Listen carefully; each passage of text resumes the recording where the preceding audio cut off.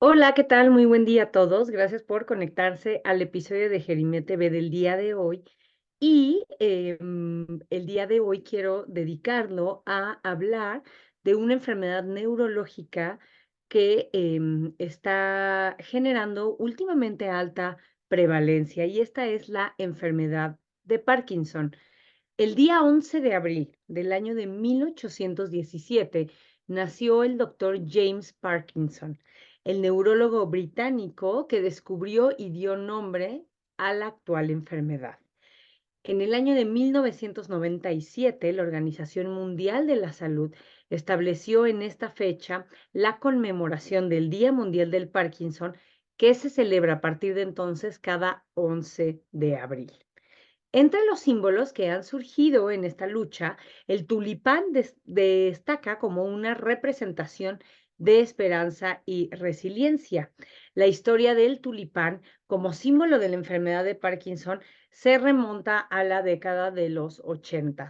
Todo comenzó con un gesto de reconocimiento y homenaje al doctor James Parkinson, el médico inglés que describió esta parálisis agitante, condición que más tarde sería conocida como enfermedad de Parkinson.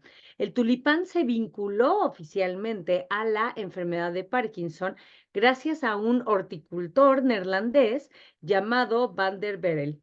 Él era también paciente que vivía con enfermedad de Parkinson.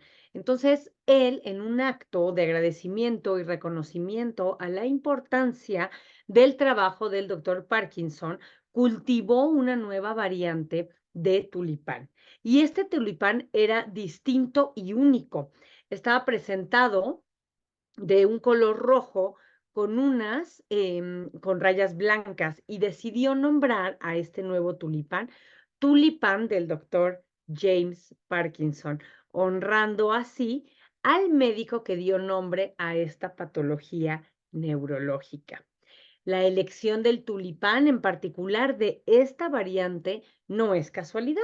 Las rayas blancas del tulipán de Parkinson simbolizan el temblor o la parálisis agitante que mencionaba el doctor James Parkinson, uno de los síntomas más reconocibles de la enfermedad, mientras que el rojo vibrante del resto del tulipán y del pétalo representa el amor y la pasión que la comunidad debe de tener para apoyar la investigación y la concientización acerca de esta enfermedad. En 1981, la Asociación Europea de Enfermedad de Parkinson declaró oficialmente al tulipán rojo con rayas blancas como el símbolo de la enfermedad de Parkinson. Y desde ese entonces, este tulipán se ha convertido en un emblema reconocido no solo en Europa, sino también en todo el mundo. Y promueve la concientización sobre esta enfermedad, y sirve también como un recordatorio para esperanza y apoyo hacia las personas afectadas con este padecimiento. En los últimos 25 años se han duplicado los casos de enfermedad de Parkinson en todo el mundo, y situándose ya por arriba de los 8 millones de personas alrededor de todo el mundo que padecen la enfermedad. No obstante, eh, es, tras la enfermedad de Alzheimer, la demencia de tipo Alzheimer, el segundo diagnóstico más frecuente en las personas mayores de 65 años. Y es que el 2% de los mayores de 65 años en el mundo y el 4% de los mayores de 85 años padecen en el mundo Parkinson, aunque no es una enfermedad exclusiva de pacientes mayores, porque se dice que hasta el 15% de los pacientes no llegan ni siquiera a los 50 años de edad, y también hay casos, inclusive, en los que se ha encontrado la enfermedad de inicio muy temprano en la adolescencia. ¿A qué se debe el aumento en los últimos 25 años de esta afección? Los avances diagnósticos nos han permitido que tengamos una mejor capacidad para hacer un diagnóstico, y esta es una de las razones por las que se explica este aumento en la prevalencia de la enfermedad. Pero sobre todo, detrás de este incremento está también el envejecimiento poblacional. ¿Qué es la enfermedad de Parkinson? La enfermedad de Parkinson es una enfermedad neurodegenerativa que va a afectar la capacidad del cerebro y de ciertas neuronas en particular de producir dopamina. La dopamina es un neurotransmisor o una sustancia secretada por el cerebro que ayuda a controlar el movimiento.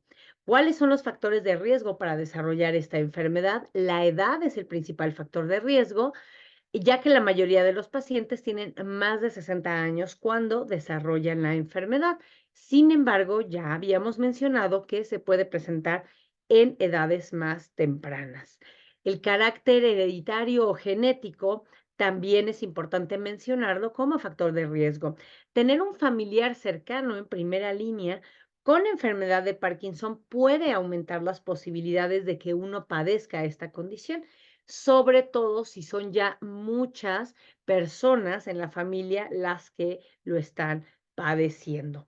El sexo. Los hombres tienen mayor probabilidad de desarrollarlo que las mujeres y se han propuesto como factores de riesgo otros ambientales como exposición a toxinas, específicamente herbicidas y pesticidas. Se ha encontrado que pueden elevar ligeramente el riesgo de presentar enfermedad de Parkinson. Existen varias señales que pueden confundirse al inicio de la enfermedad con otros síntomas y otros menos conocidos que aparecen inclusive con años de anticipación a los síntomas motores, como puede ser, por ejemplo, la pérdida de olfato, la hiposmia o la anosmia, el estreñimiento, la depresión, trastornos del sueño, específicamente de la conducta del sueño REM, entre otros. Y sorprendentemente, algunos de estos síntomas pueden manifestarse años y hasta una década antes del diagnóstico formal de la enfermedad, que sirven entonces estos síntomas como potenciales indicadores tempranos de esta condición neurológica. El diagnóstico de la enfermedad de Parkinson representa un verdadero desafío en el ámbito médico porque no existe como tal una prueba única o una exploración definitiva que puede identificar la condición de enfermedad de Parkinson con certeza. A pesar de este obstáculo, los médicos dependemos de la identificación de 3 síntomas motores, que son la tríada de manifestaciones más importantes o más comunes en la enfermedad de Parkinson, que es la bradicinesia o el enlentecimiento en los movimientos, el temblor y la rigidez. La presencia de bradicinesia en combinación con temblor o rigidez es esencial para considerar un diagnóstico de enfermedad de Parkinson. La bradicinesia es uno de los síntomas más prominentes y esto va a afectar de manera directa al paciente para realizar movimientos rápidos y automáticos, lo que resulta en una muy evidente lentitud en las acciones. El temblor, que característicamente es inicialmente un temblor en reposo, suele comenzar en una extremidad, la mano, los dedos, manifestándose inclusive cuando estamos en reposo, ¿no? O sea, cuando estamos relajados. Entonces, inicialmente este temblor es solo de un miembro, solo de una extremidad. A medida que progresa y avanza la enfermedad, ya pueden presentarse en las 4 extremidades. La rigidez, por otro lado, se va a referir a la resistencia muscular al movimiento natural, lo que hace que las articulaciones se sientan tensas y menos flexibles. Y esto genera que se limite importantemente el rango de movimiento. Ahora, aunque la inestabilidad postural, que se caracteriza por problemas en el equilibrio y propensión a caídas, se reconoce como un síntoma a menudo muy importante, generalmente no se va a manifestar hasta etapas más avanzadas de la enfermedad. Entonces, cuando vemos una persona que no ha sido diagnosticada con enfermedad de Parkinson y ya existe una inestabilidad postural, estamos hablando de que ya estamos en una etapa no inicial, sino ya más avanzada. Es importante mencionar que la participación en las actividades de ejercicio y de promoción en la salud en general son fundamentales para mantener y mejorar el equilibrio y la movilidad. El ejercicio regular ha demostrado tener efectos francamente positivos en varios aspectos de la enfermedad de Parkinson, incluyendo también el manejo de síntomas motores y, por supuesto, la mejoría en la calidad de vida. Ahora, aunque el diagnóstico de la enfermedad de Parkinson se basa básicamente en esta parte clínica, en observar al paciente, en buscar síntomas específicos y en la historia clínica del paciente, el manejo efectivo de la enfermedad enfatiza la necesidad de tener un enfoque muy integral y esto incluye evaluación médica continua, apoyo psicológico y una fuerte énfasis en el ejercicio, rehabilitación para poder manejar con éxito a una persona con enfermedad de Parkinson.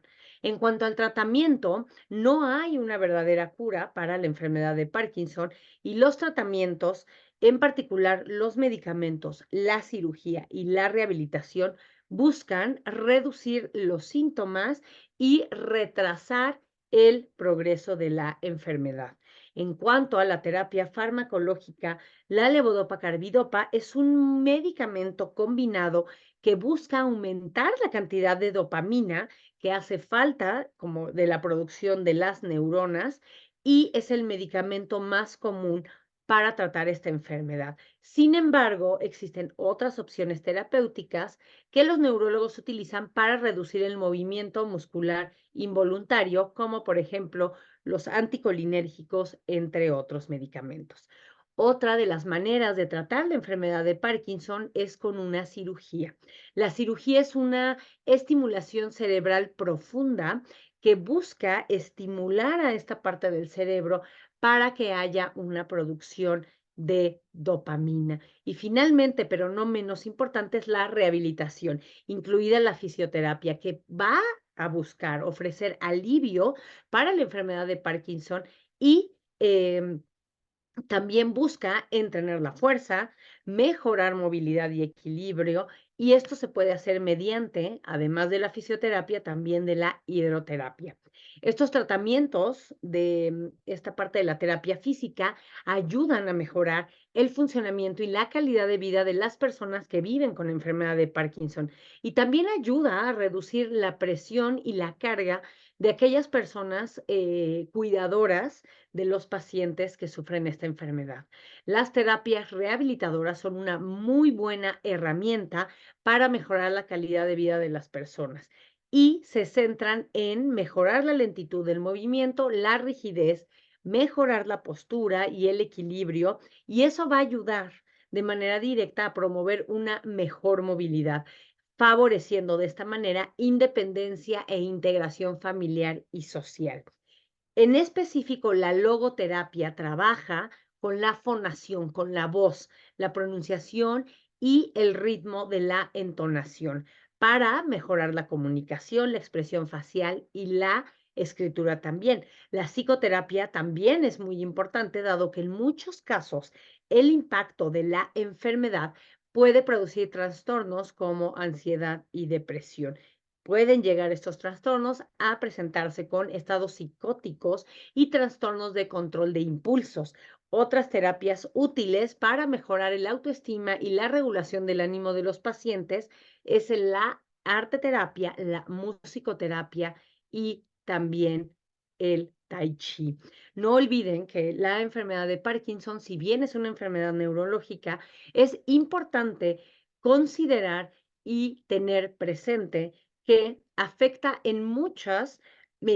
muchas maneras la calidad de vida de las personas. Entonces, es importante dirigir terapias hacia todos estos síntomas, tanto motores como no motores. Muchísimas gracias por escucharme el día de hoy y espero que tengan un excelente día. Hasta pronto. Nos vemos.